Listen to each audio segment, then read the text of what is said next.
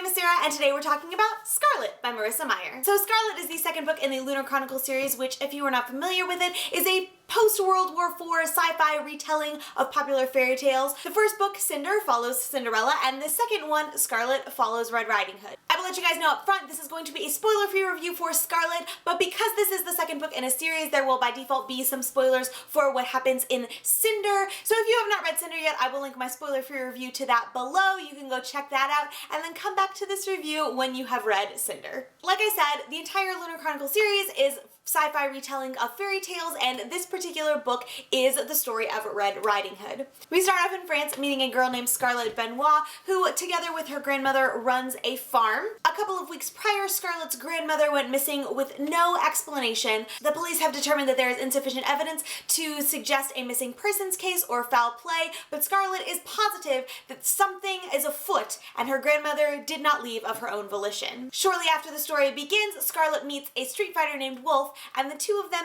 team up to find out what happened to Scarlet's grandmother. While all of this is happening with Scarlet halfway around the world, our beloved cyborg Cinder is doing her best to escape prison. Using the help of the new cyber appendages from Dr. Erland and a rather unwanted accomplice, Captain Carswell Thorne, Cinder does her best to break out of the new Beijing prison. So I absolutely loved Cinder when I read it. I thought it was really fun, really invented. I gave it 4 out of 5 stars, and Scarlet for me gets 4.5 stars because this series just keeps getting better and better. If I could sum Scarlet up in comparison to Cinder, it's more action, more characters, more intrigue, and just more fun. Starting with the characters, I absolutely loved Scarlet. She is spunky and sassy, and I love how much she loves her family and her grandmother and how determined she is to just do whatever it takes to get her grandmother back. The spunk and the sass is something I absolutely love in female heroines because it's just so much fun and makes a lot of the conversations wittier and more entertaining to read.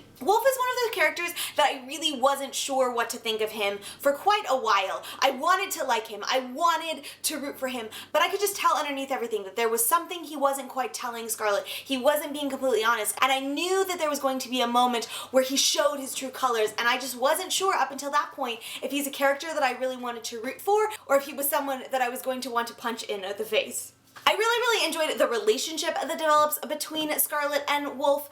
I struggle with it a little bit because on the one hand it's a little bit insta-lovey, which I really don't like in YA literature or really any literature at all, and so I don't know how to feel about their relationship because on the one hand, like I said, a little bit insta-lovey, but they're also just really cute and wonderful together and I love them. So while we're getting all the adventure with Scarlet and Wolf in France, over in New Beijing, Cinder and Captain Carswell Thorne have escaped from prison. Guys, I just love Thorne. He very quickly became one of my absolute favorite characters. I love the interactions between him and Cinder because she just gets so irritated with him, but it's really funny. And Thorne is one of those characters that is pretty cocky and sort of full of himself, but you can kind of tell that it's all an act and that there's something deeper underneath it and that he's really just putting up this facade for the world because that's how he wants to be perceived for whatever reason. And I love him. From the very beginning, he was one of those characters where I was like, you are the kind of character that I should kind of want to hate, but I kind of love you. I love Cinder in this book and how we continue to develop her character that we got to know in the first book, and we see more of how she starts to come to grips with who she is, her actual heritage as Princess Celine, and what this means for her life. One of the things that I loved about Cinder that I also loved in this book is how Marissa Meyer takes all of those little details and sort of quintessential things that people just associate with a particular fairy tale like Red Riding Hood and weaves them into the story. It's so fascinating, and I love all of those little subtle things that she places into the story that someone who maybe isn't super familiar with fairy tales or doesn't really pay attention to those details won't notice, but for someone like me who loves fairy tales and loves all those details, it just totally upped my level of love and appreciation for this story. Aside from all of those little tidbits of fairy tale geekiness that she put in, I really enjoyed the plot and how everything weaved together, how the paths of Scarlet and Wolf and Cinder and Thorne eventually cross, and I'm super excited for how the story continues to progress as we go through the rest of this series. So like I said at the beginning of the review, I gave this 4.5 out of 5 stars, and there isn't really anything specific that made me go, oh, this isn't a 5-star book because of X.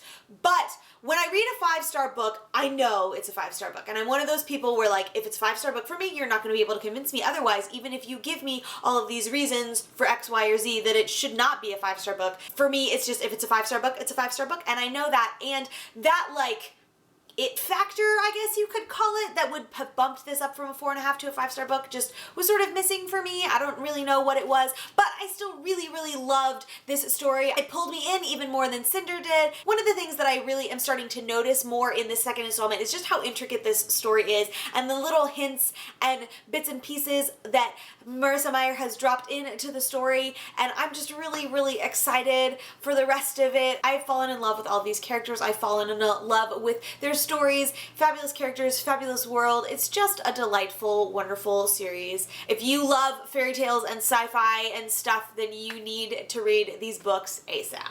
Well, there you have it, friends. That is my review of Scarlet by Marissa Meyer. If you haven't read the book, I would love to hear your thoughts, so please let me know down in the comments. If you want to follow me elsewhere online, you can find me on Twitter at SarahAnnHayes, on Instagram at SarahAnnHayes, and my blog is at SarahAnnHayes.com. Thank you so much for watching. I hope you enjoyed this video, and I will see you next time. Bye! Words are hard today. This is not bode well for the rest of this review. This is why I'm so today. It's really difficult. I'm Scarlet. We start off in France meeting a girl named we start off in gosh, I suck at this.